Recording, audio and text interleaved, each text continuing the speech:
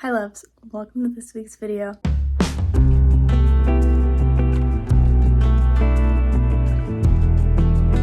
I just got home from work. I'm gonna make a coffee and some dumplings, and then we're gonna sit down together and I'm gonna give you my best recommendations for books that'll bring you from summertime all the way into the fall season. So let's go. I'm gonna be honest, I don't really know how to make these dumplings, so we're gonna try our best.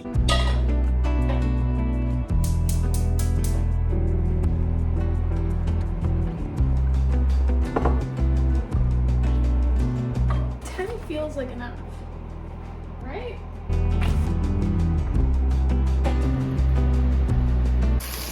It's literally the oil is coming off and splattering on me, but they're looking very yummy. Does this setup work? Do we like this? So instead of coffee, I went tea. Have I ever drank tea before? No, but this feels like a good environment for tea. So tea it is. We'll see if I like it. I don't know. Now for the dumplings, I tried really hard to make them crispy. However, I got really scared because the oil kept splattering my face, which feels like a valid reason to stop cooking them. Anyways, I think we should do a little taste test before we get started. I'm sorry I'm making you wait.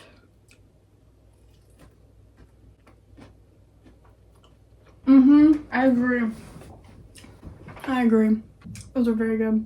Okay, into the book review. So, my goal with this book review is to give you book recommendations that'll bring you through the last bit of summer and slowly ease you into fall. Now, do not mistake this as my fall reading recommendations, because my fall reading recommendations are on a different level. So, walk with me through these recommendations. And I'm gonna have my laptop up because I did write notes on them, because there's 8 books and I personally cannot remember all of the contents of 8 books off the top of my head.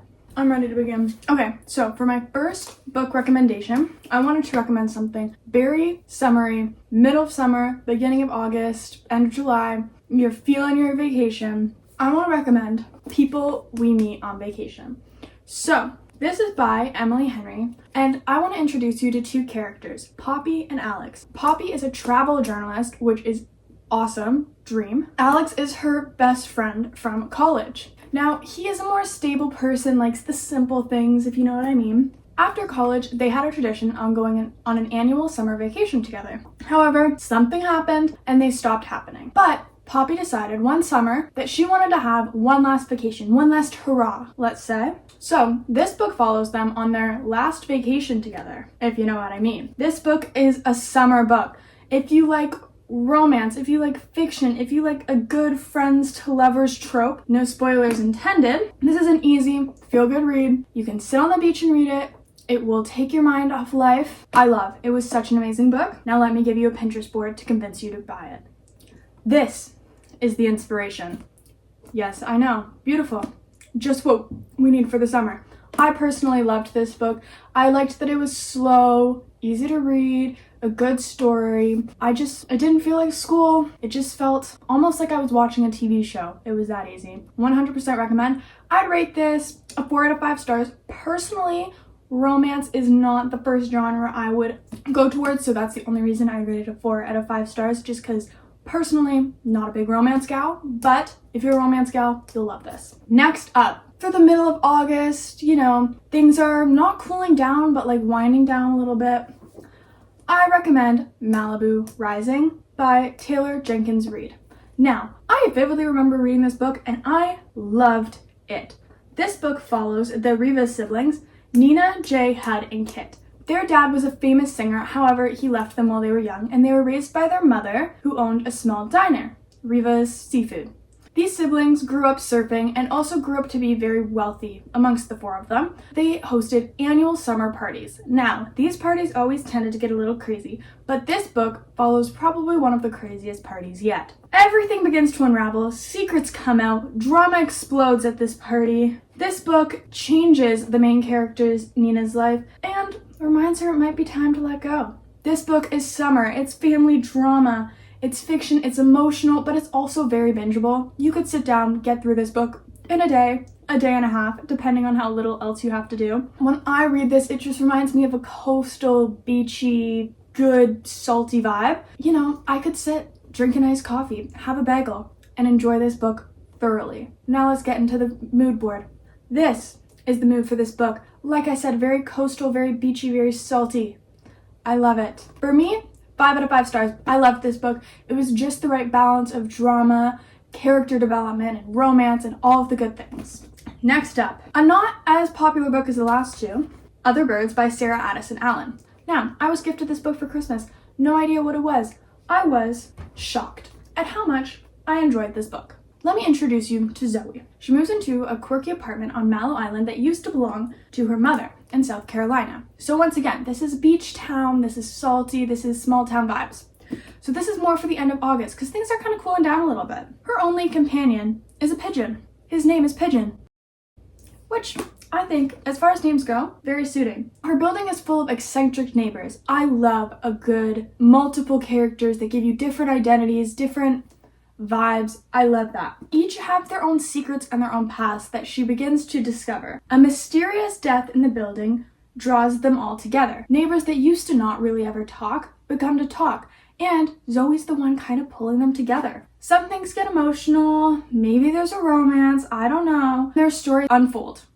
It gives healing, it gives friendship, it gives bonding. This story is whimsical, it has a good southern charm to it, it's magical realism, and it's just a feel-good book with a good frickin' ending. At the end of August, the beginning of September, when you're feeling a little sad that summer's coming to an end, want something feel-good, but also want something a little mysterious and wholesome, I'd give this book a go. They're getting cold. I'm yapping too much. Ooh, we're gonna try this tea.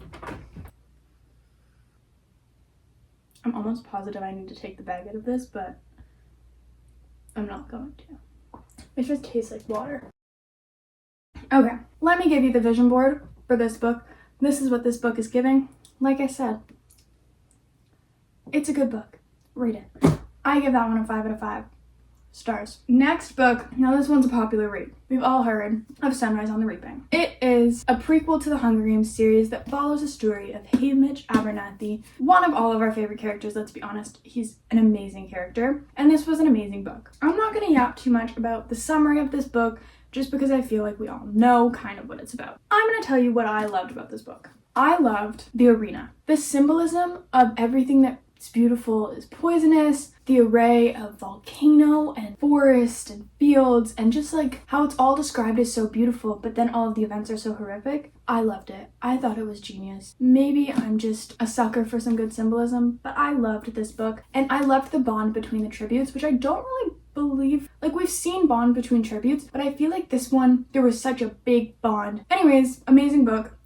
Obviously 5 out of 5 stars. This is the vibe if you were wondering. I did feel a little weird making a Pinterest board, an aesthetic Pinterest board for this book, just because it's so grueling and like, but like that's the vibes. If you're wondering, that's the vibes. Next.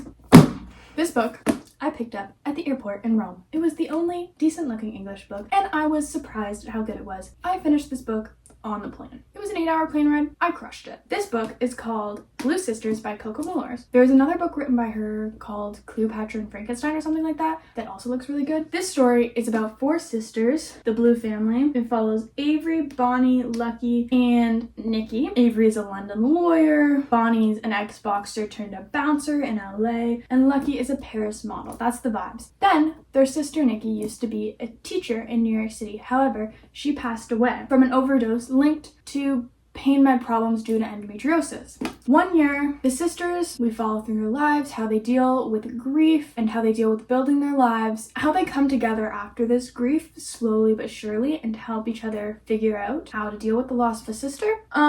Each sister confronts their own addictions and their own problems and their own relationships, and the alternating perspectives is very moving, and honestly, it reminded me a little bit of a more modern and complex Little Woman, which I'm not saying is anything like Little Woman, but it was giving that vibes of how complex each individual character is, which I absolutely loved. This book is very grief heavy. It's literary fiction, it's beautifully written, it's emotionally rich, and it's a hopeful arc at the end. So I recommend reading this in maybe the middle of September. It's more of a fallish read. It's more, I wouldn't say fall, but like it's that in between, right?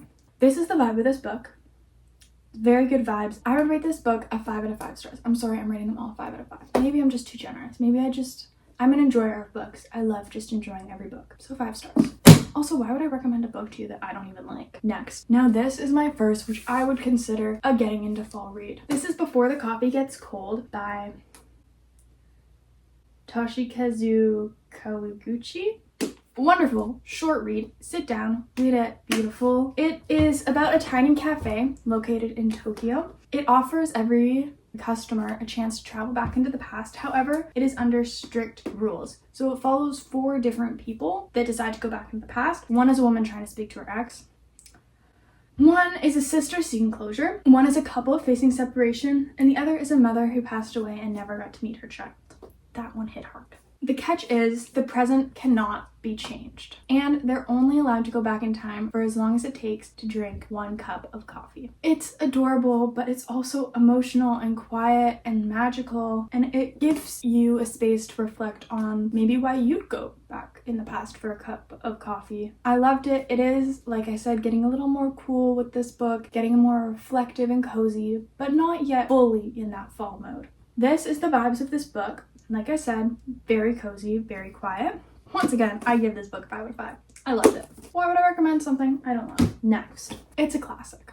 We all know and love The Perks of Being a Wallflower by Chbosky. This book follows Charlie, a shy and thoughtful high school freshman, through his first year, 2 years of high school. It's told through a series of anonymous letters. He's grieving the death of both his best friend and his aunt. And in his first year of high school, he meets Sam and Patrick, who are seniors but who take him in as their best friends. Themes of this book are mental health, found family, friendship, first love, identity, trauma, healing, growing up, all of those good things that I think everyone can relate to a little bit. It's set in the 1990s, and if you watch the movie, you'll see the music is amazing, but they do talk about a lot of very good music, and it's full of books and music and like teenage angst. It's great. The vibes are awesome. This is a book that features one of my favorite lines of all time: "We accept the love that we think we deserve." From that line, as you can imagine, there's a lot of very thoughtful insight and good commentary on problems of being a teenager and growing up. This is a coming of age story. It's emotional. It's also introspective, and it's a classic. I love this book. I would 100% recommend reading it. Like I said, this is definitely a fall-ish read. Just be in a good place when you read it. There's also a lot of things that aren't said but implied. So I recommend reading and watching the movie, and also doing a little bit of research in order to figure out some things that you may have missed, because I find that there's certain details that really enhance the reading of the story, but that you can't always put together when reading it. This is the vibes of this book. Most of these pictures are from the movie, so please watch the movie and read the book. I don't care what order, just do it. And I'd give this book a 5 out of 5 stars. I've read it 2 or 3 times now. My final book, which, I'm not even gonna lie, I'd probably put this in the fall book category, but that's okay. It is The Picture of Dorian by Oscar Wilde. Now this one is a little bit harder to read, but I'm not gonna put it, it's not like Shakespeare. You'll be able to read it. It's a short book, and it's taken me maybe 4 or 5 days to read, which a book like this would normally take me 1 or 2 days. This follows Dorian Gray, a young, beautiful, and adored young man. His portrait is painted by an artist. Once his portrait is painted, he wished to stay young forever. The twist is he stays young, but the portrait ages. So, guided by a cynical Lord Henry, Dorian spirals into a life of pleasure, vice, and cruelty. It's a gothic tale of vanity and morality and the cost of eternal youth. It's classic, dark, very philosophical, which I personally love. It's very aesthetic and deals with dilemmas. It does follow a story, however, a lot of it is just about the beautiful writing and the philosophical thoughts, and kind of feeding through them and choosing what thoughts, well, how I read this book, as I kind of feed through them and underline things that I enjoy. And then as I read it, I'm able to think through whether I actually believe in those things or not. Anyways, it's a very, very beautifully written. This is the mood board for this book. As you can see, very dark academia, very fall. But it is a wonderful book. I give it a 4 out of 5 just because it is a little difficult to read. Like, you have to pay attention, which can be frustrating. Thank you guys so much for being here and listening to me yap about all of these books. If you end up reading any of these books or have read any of these books, please comment down below your thoughts and opinions on these books, or literally anything that has to do with this book that you want to talk about, because I would love to hear your thoughts and opinions. If you haven't read any of these books, leave down below if you add any of them to your TBR, because they're amazing books. Leave your recommendations for fall reads, because I enjoyed making this video thoroughly and I would love to do one for fall. Thank you guys so much for watching this video. I love you. Mwah.